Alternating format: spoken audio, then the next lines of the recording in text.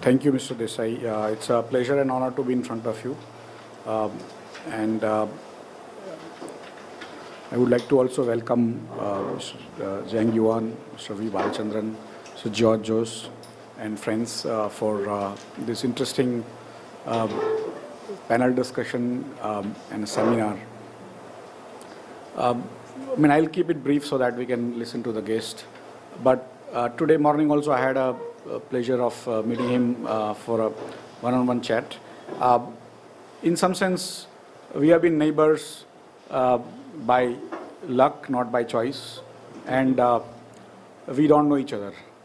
We have been there together for practically since the world has existed, but somehow we have decided to stay away, except in a brief when some people following Buddhism went to China, spread it there, and some people from China came here, looked at India probably tens of centuries back, but effectively there has been very little interaction between two societies. We have sort of decided, or we have accidentally stayed away from each other.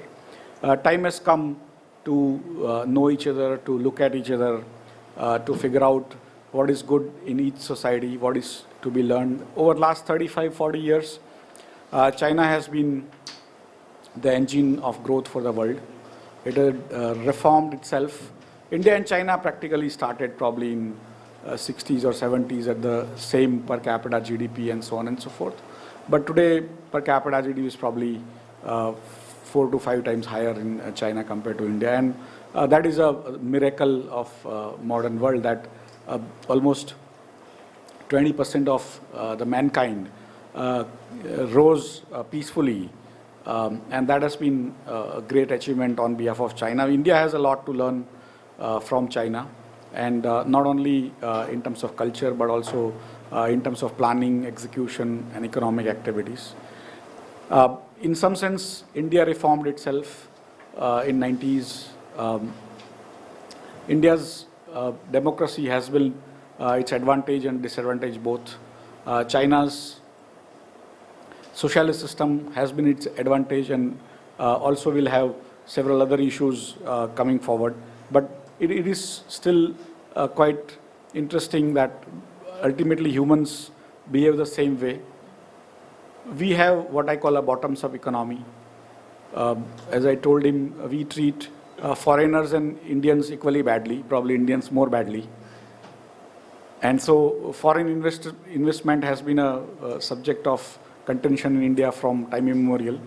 A capital flight, which is a very large issue in China today, has been an issue for India for almost since we became independent. And our bottom-up framework allowed people on their own to move into IT without any government intervention, whereas China actually developed its system based on the government planning and execution at every level. And so there is a contrast, but still there is a lot to learn in terms of, for me, I would be rather learning from China than learning from India. So with that, sir, thank you very much for coming, and we look forward to your speech.